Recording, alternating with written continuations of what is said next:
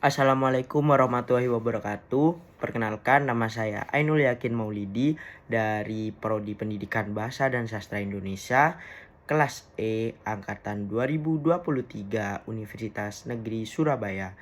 Saya nomor absen 1 dengan NIM 2302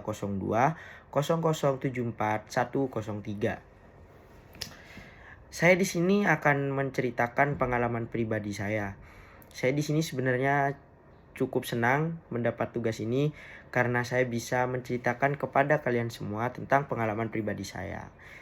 Pengalaman pribadi yang akan saya sampaikan ini tentang pengalaman pribadi saya berjualan. Jadi saya itu orangnya suka jualan.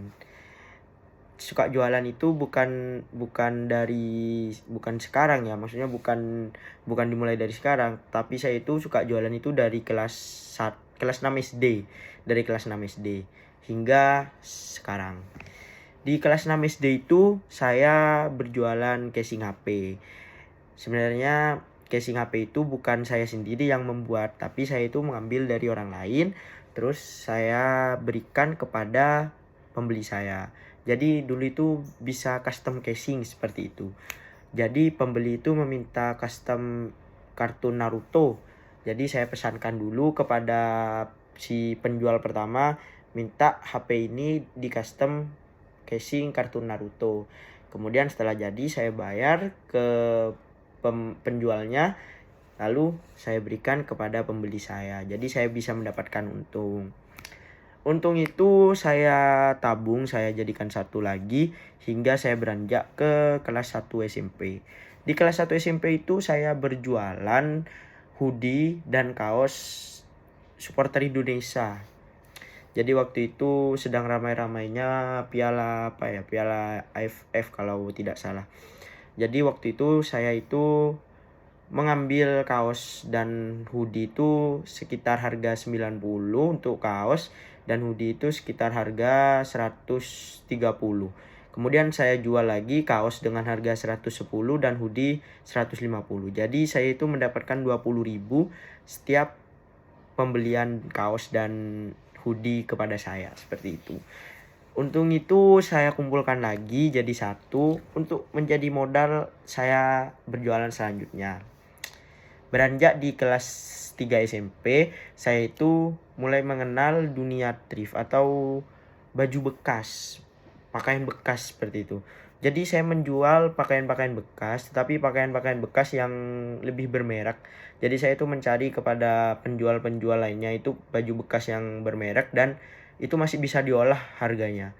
Jadi saya ambil dan saya pasarkan kepada teman-teman saya di sekolah. Bahkan guru saya dulu pernah pernah beli baju bekas kepada saya waktu saya masih SMP. Saya pasarkan kepada teman-teman saya. Teman-teman saya itu saat itu belum begitu tahu tentang dunia baju bekas. Jadi bisa dibilang saya itu mengenalkan kepada teman-teman saya tentang baju bekas, karena baju bekas atau yang sekarang itu lebih dikenal dengan istilah ngetrif itu tuh belum setenar saat ini. Jadi waktu itu masih sedikit orang yang tahu. Nah, keuntungan dari situ itu lumayan banyak ya. Saya itu bisa mengambil untung 50.000 hingga 100.000. Bahkan bisa lebih dari itu. Tergantung barang yang saya dapatkan itu seberapa murahnya dan seberapa bisa saya menjual kembali barang itu. Seperti itu. Usaha thrift itu masih saya jalani hingga sampai sekarang. Saya masih suka nge-thrift, terutama di TP pagi. Saya itu dulu dari Madura, dari Bangkalan, itu berangkat jam setengah 5 sampai ke sana itu jam 5 lewat sedikit, itu udah rame. Jadi udah langsung nge-thrift cari barang-barang yang sekiranya bisa dijual. Itu dulu saya bisa lakukan hampir setiap hari Minggu. Tapi untuk sekarang sudah tidak, karena sudah tidak ada waktu, capek. Jadi lebih mending thrift online. Kalau dulu saya itu hampir setiap minggu tidak ada bolongnya. Seperti itu. Lanjut ke masa SMA. Di masa SMA itu saya masih tetap mendalami dunia thrift dan lebih memantapkan diri hingga saya itu membuat akun Instagram berjualan thrift. Tapi setelah akun tersebut besar, akun saya itu hilang, entah dihack atau apa. Waktu setelah lulus itu hilang. Jadi akun selama 3 tahun itu hilang, padahal akunnya itu sudah besar, sudah memiliki followers sekitar 2.500-an. Itu sedikit, cuman akunnya sangat berharga buat saya karena banyak kenangan-kenangan saya yang apa ya, yang itu tuh tidak bisa diulang karena itu awal mula saya berjualan thrift seperti itu. Tapi tidak apa-apa, saya masih bisa berusaha yang lain lah. Oke, selama SMA itu juga saya menyewakan kamera. Jadi saya dulu itu punya satu kamera, itu tuh sebenarnya dibuat foto-foto sendiri. Tetapi saya berpikir kalau foto-foto sendiri kan tidak setiap hari, jadi kamera itu ada nganggurnya. Jadi saya buatlah sewa kamera. Awalnya satu kamera 2 lensa ya. Terus itu laku, maksudnya sering, setiap minggu, setiap hari itu pasti ada yang nyewa. Akhirnya saya menambah 2 kamera.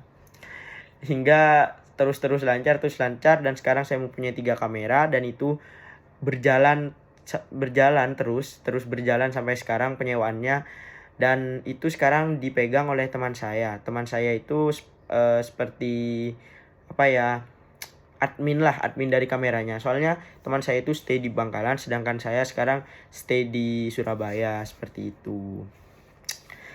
Untuk masa SMA sendiri juga saya itu dulu buka print-printan. Jadi print-printan tugas. Ada tugas yang disuruh ngeprint itu dulu banyak, seperti LKPD, lembar kerja apa ya, lupa saya singkatannya. Itu tuh saya biasanya itu kan sampai 20 lembar, 10 lembar gitu per siswa. Jadi satu kelas itu 30 anak saya suruh ngeprint ke saya dengan harga 500-an per lembar. Jadi kalau misalkan 10 lembar, saya itu mendapat 5.000 dari satu siswa.